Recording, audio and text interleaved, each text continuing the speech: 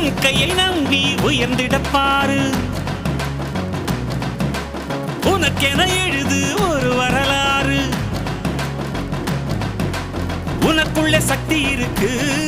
அதை புசிப்பிட வழிபாரு சுபவேளை நாளை மாலை சூடிடு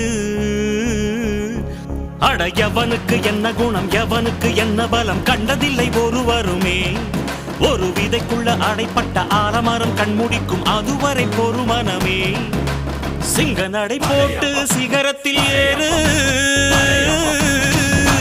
சிகரத்தை அடைந்தால் வானத்தில் ஏறு